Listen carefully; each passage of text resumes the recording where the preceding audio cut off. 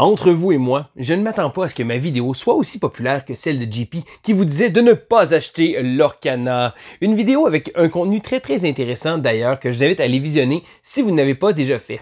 Mais aujourd'hui, je vais vous dire la vérité sur Lorcana.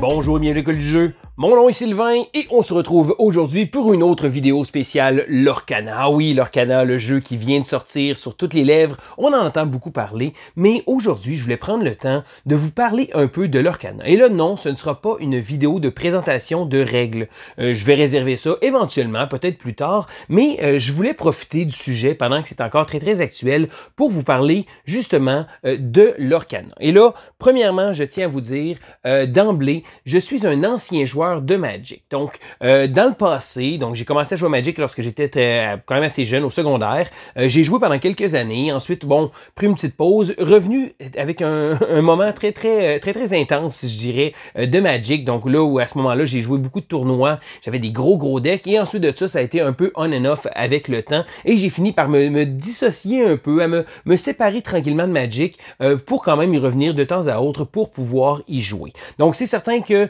je vais vous parler avec mon expérience un peu que j'ai avec Magic. J'ai également joué à Pokémon, mais ça un peu plus avec les enfants, donc j'ai pas expérimenté Pokémon à un haut niveau, donc c'est certain que je vais éviter un peu les comparatifs avec ce jeu-là parce que j'ai pas assez de choses à vous dire par rapport à ce dernier. Premièrement, comme je disais, Lorcana, pour ceux qui le savent pas, c'est un jeu de type TCG, donc un Trading Card Game qu'on appelle aussi un Collectible Card Game, donc un jeu de cartes à collectionner ou un jeu de cartes à échanger. C'est un modèle d'affaires qui, un peu comme Magic the Gathering, fait en sorte que on va pouvoir acheter des decks préconstruits, mais surtout d'acheter des petits boosters qui sont fermés. Là, on paie quelques dollars pour acheter un booster et on ouvre dans l'espoir d'avoir des cartes qui vont nous aider pour notre deck. Donc, à ce moment-là, c'est certain, il y a de l'aspect collectionneur du fait qu'on veut trouver des cartes rares. Et là, l'aspect également financier qui vient que des cartes rares ont de la rareté, justement, et sont recherchées par d'autres personnes. Et à ce moment-là, ça va donner un prix à ces petits bouts de carton qui peuvent valoir plusieurs centaines de dollars. Et là, ça va toujours aller selon le méta du jeu, selon la popularité du jeu, la rareté des cartes également. Donc ça, c'est certain que c'est beaucoup de petits éléments comme ça qui viennent dans dans le concept des trading card games, donc des jeux de cartes justement de ce type-là. Ce que je trouve bizarre aussi, c'est lors de la sortie de Lorcana. C'est un peu bizarre parce que Lorcana sort et là, dans quelques semaines, je crois, Fantasy Flight Games va également sortir un autre jeu de cartes à collectionner, cette fois-ci dans l'univers de Star Wars. Là, c'est drôle parce que Disney, Star Wars appartient maintenant à Disney, mais c'est un jeu complètement indépendant que j'ai eu l'occasion de jouer lors de mon passage à Gen Con, mais là, c'est juste une question de timing que je trouvais un peu drôle. Bon, il y a eu également une histoire de poursuite judiciaire avec Upper Deck. Alors, ce serait pas nécessairement les mécanismes du jeu qui ont été visés, mais bien une espèce de concept d'espionnage industriel qui a été fait par rapport à ça. Je ne veux pas m'avancer dans cette histoire de poursuite judiciaire. C'est pas la raison de ma vidéo, mais je voulais quand même mettre un peu la table sur ce qu'est un TCG et surtout du timing de sortie de Lorcana. Parce que oui, un gros buzz. Le jeu est sorti en boutique. Il va sortir également dans les grandes surfaces très bientôt. Donc là, on a une expérience de peu de stock présentement. Ça a été un peu la folie furieuse. Je crois que ça va finir par se résorber là, justement avec la sortie le 1er septembre en gros du jeu. Donc c'est certain qu'à la base, un TCG, donc un jeu de cartes à collectionner comme ça ou à changer, c'est pas nécessairement pour tout le monde. Donc on s'attend, je pense pas que on s'attend, c'est pas tout le monde qui apprécie ce modèle d'affaires là. Et là oui, c'est certain que si vous jouez dans des tournois, des choses comme ça reste ce qu'on appelle un pay to win, donc de payer pour pouvoir aller chercher des cartes comme ça. Et souvent, c'est l'excuse facile que les gens qui ne connaissent pas cet univers-là vont souvent sortir. Ah oui, on le sait bien, c'est un pay to win. Mais on peut quand même avoir beaucoup de plaisir avec nos amis en jouant avec même des decks préconstruits. Donc, c'est certain que c'est intéressant parce que oui, après ça, on peut construire nos decks de différentes façons. Donc, chacun des decks peut être fait de tellement de façons différentes. Mais lorsque beaucoup de monde se prétendent que c'est juste une histoire d'argent, donc oui, c'est certain que c'est une usine à argent, ce genre de concept-là. Mais vous n'êtes pas obligé d'acheter une tonne de boosters puis de paquets. Bon, c'est certain qu'après avoir ouvert votre premier booster, vous allez sentir un petit sentiment assez agréable à l'intérieur et c'est très, très addictif. Donc, c'est certain que je peux comprendre les gens de vouloir en acheter d'autres et en acheter d'autres pour en ouvrir, pour essayer de faire la course à essayer de trouver des cartes qui sont rares comme ça. On a une espèce de thrill avec ça. Mais, comme je le répète, c'est pas nécessairement un concept qui va plaire à tout le monde et je ne crois pas que la compagnie s'attende à ce que tout le monde dans l'univers achète du Lorcana. Non, c'est certain que ça va viser un public un peu ciblé. Cependant, contrairement à Magic, ce public ciblé-là va être un peu différent. Donc là, on a visé avec un jeu qui était beaucoup plus entrée de gamme. Un jeu avec une propriété intellectuelle vraiment géniale. On s'entend, tout le monde connaît Disney, l'univers de Disney, même si vous avez pas d'enfants nécessairement, c'est un univers très très connu et les possibilités sont tellement multiples. Donc là, c'est le premier chapitre qui est composé de 204 cartes. Donc c'est certain que c'est pas un gros chapitre, c'est pas une espèce de gros set qu'il va avoir, mais il va en avoir d'autres comme ça. Et si les ventes sont bonnes, à chaque X mois, il va avoir un nouveau set qui va sortir comme ça. Et ça va être de voir comment le jeu va se développer comme ça. Donc, c'est certain que Lorcana va s'adresser un peu plus aux nouveaux joueurs de TCG. Donc, c'est certain que les joueurs aguerris de Magic vont être un peu moins tentés vers ça parce que c'est un concept, un système de jeu qui est beaucoup plus simpliste. Donc, il s'adresse à un public plus jeune, un public qui connaît un peu moins ce type d'univers-là. Donc, c'est certain que il faut savoir que c'est pas nécessairement la clientèle Magic que Claire Ravensburger visait lorsqu'ils ont décidé de sortir Lorcana. Donc, c'est certain que oui, les deux jeux vont tremper dans la même chose, mais je pense pas que ça s'adresse vraiment exactement à la même personne. Donc là, c'est certain qu'on a des règles qui sont simplifiées. Donc, il y a beaucoup de choses qui ont été simplifiées. C'est certain que si vous avez déjà joué à Magic, ça va pas vous prendre, ça va pas être compliqué pour vous de comprendre comment fonctionne Lorcana. En quelques minutes à peine, vous allez déjà avoir compris la majorité des différents éléments qu'il va avoir. Parce que oui, bon, c'est certain, par son type de jeu, un jeu de cartes comme ça, on a beaucoup d'éléments qui vont être identiques l'un à l'autre. Mais aussi, l'avantage de Lorcana, c'est qu'il commence frais. Donc, Magic ça fait plus de 30 ans que Magic roule sa bosse. Ça fait plus de 30 ans que Magic peaufine ses règles, travaille fort sur le tournoi, des choses comme ça. Et je tiens à dire que Magic est une anomalie dans le monde du jeu de société. Dans ce type de jeu de cartes-là, a habituellement une espérance de vie de 3 ans, 5 tout au plus. Donc, c'est certain que Magic, Pokémon et aussi Yu-Gi-Oh, que je ne connais vraiment pas du tout, sont les 3 jeux qui se sont démarqués à travers le temps. On a eu beaucoup de jeux, des jeux comme Keyforge, qui sont arrivés, qui ont eu un bon impact, mais qu'après ça, ça s'est vite essoufflé. Donc Keyforge roule encore. D'ailleurs, je suis très surpris parce que c'est pas un jeu qu'on entend énormément parler, mais là, il y a eu un Kickstarter il y a pas trop longtemps, puis ils ont quand même réussi à amasser plusieurs backers.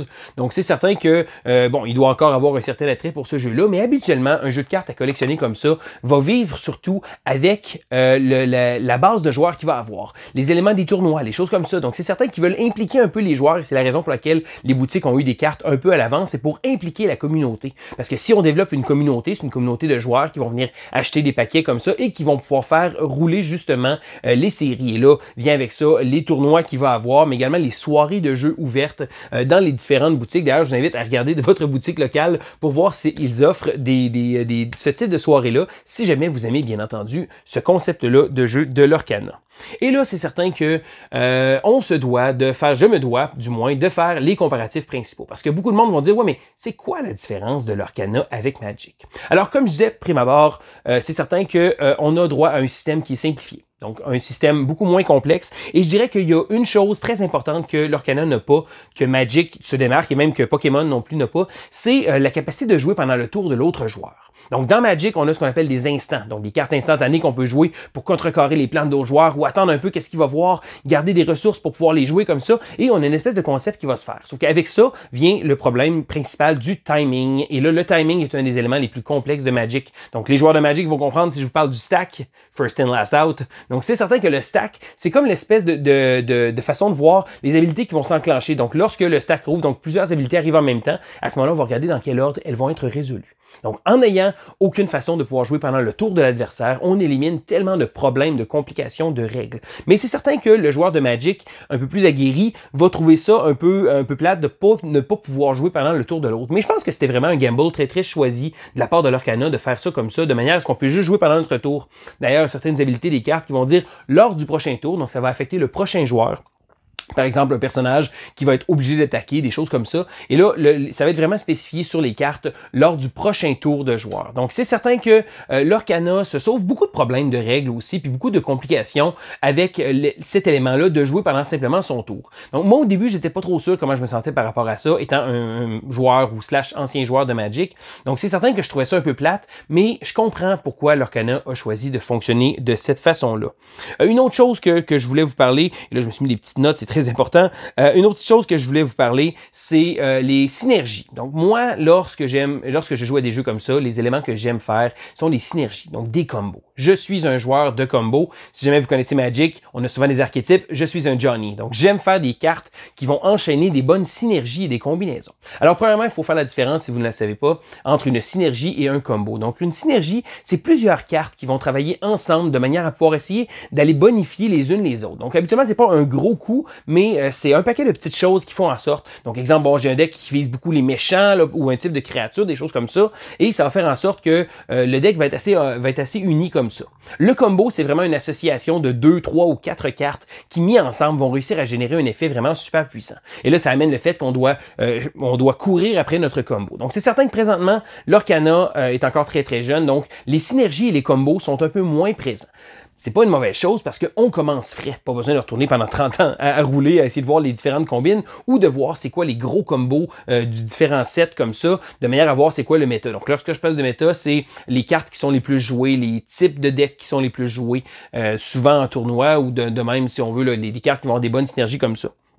Donc, c'est certain que en ayant moins de cartes, il y a beaucoup moins de synergie et de combos, et c'est le genre de choses qui va venir avec le temps. Donc, c'est certain que sur ce point-là, l'Orcana a un peu moins la sensation de réussir à faire des combines bien huilées comme ça, et c'est tout à fait normal. Donc, dans l'Orcana, on va choisir 2 couleurs qu'on va pouvoir unir, donc un maximum de 2 couleurs. On peut faire un deck à une seule couleur, mais on n'a pas vraiment d'incitatif à ne pas le faire parce que les 2 couleurs vont se mélanger. On peut choisir comme ça autant de cartes qu'on veut des différentes couleurs. Donc, c'est certain qu'on va essayer de trouver des couleurs qui vont bien aller ensemble, mais également de trouver des cartes qui vont être intéressantes. D'ailleurs, j'ai très très hâte de voir ce que les prochaines séries vont nous apporter.